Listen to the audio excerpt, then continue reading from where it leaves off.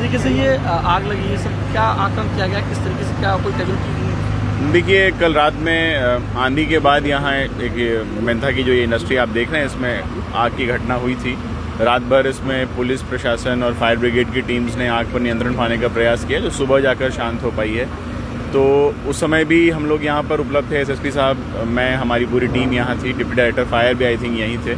तो अभी तक प्राथमिक कारणों का अंदाज़ा नहीं लग पा रहा है। एक तरह का इंडस्ट्रियल हैज़र्ड ये देखने में आ रहा है। इसमें अच्छी बात यही थी कि जितने भी लेबर थे, कार्मिक थे, वो सब बाहर निकल गए थे और अभी तक किसी के कंफर्म डेथ की यहाँ पर कोई सूचना नहीं है।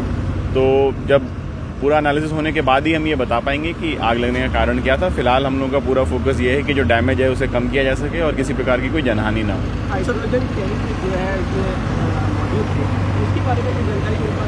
देखिए, अभी तक जब कल रात में जो प्राइमरी इन्फॉर्मेशन थी वो ये थी कि शायद यहाँ हाइड्रोजन रॉ मटेरियल के रूप में इस्तेमाल होता है, तो उसका कोई एक टैंकर था और जैसा कि अभी आप देख पा रहे हैं आग शांत हो गई है, तो हो सकता है उसका भी डैमेज जो है वो आग के दौरान हुआ हो।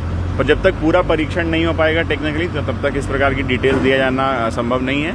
केवल यही बात कही जा सकती है कि इसमें अभी तक जनहानि कोई नहीं हुई है, कोई मेजर, और फैक्ट्री में जो लॉस हुआ है उसका आकलन अब हो रहा है। सुबह दो भाई बात कर रहे थे कि हमारा एक भाई मिस हो गया है, हमारे साथ काम कर रहा था। हमारी जानकारी में भी ये प्रकरण आया है, पर अभी तक हम लोग उसको कंफर्म नहीं कर पा रहे हैं। जैसे जैसे इसमें से मलबे का वो होगा उसके बाद ही हम कंफर्म कर पाएंगे, और यदि किसी भी प्रकार की हानि हुई है तो उसको बिल्कुल आपदा के अंतर्गत जो लाभ दिए जाते हैं वो दिए जाएंगे। सर, इसमें जो कार्मिक थे उनके किसी परिजन से आपकी बातचीत हुई है? कल इवनिंग में यहाँ पर कुछ लोग थे जिन लोगों ने बताया था कि जैसा आपने बताया कि उनके शायद फैमिली के एक मेंबर मिसिंग हैं।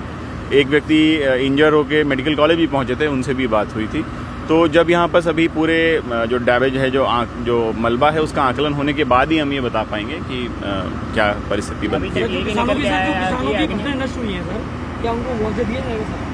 जहाँ पर भी दैवीय आपदा से फसलों का नुकसान होता है, वहाँ पर दैवीय आपदा के अंतर्गत मुआवजा दिया जाता है। अग्निशमन की चीजें लगातार चालू नहीं थी, ये भी सामने आ रहा है। नहीं, ऐसा नहीं है। कल रात में लगातार 4 से 5 घंटे हम लोग यहाँ उपलब्ध थे। हमारे 6 फायर टेंडर यहाँ बरेली और कासगंज से मिलाते हुए, फोम टाइम और पानी के फायर टेंडर सब यहाँ उपलब्ध थे। पर क्योंकि आग का स्केल बहुत ज़्यादा था और जिस चीज़ में आग लग रही थी ये ज्वलनशील है, इसलिए उसको कंट्रोल करने में समय लगा। तो इक्विपमेंट का कोई इशू नहीं था, पर आग का स्केल ज़्यादा होने की वजह से कंट्रोल करने में समय लगा है। अच्छा, कितने लोग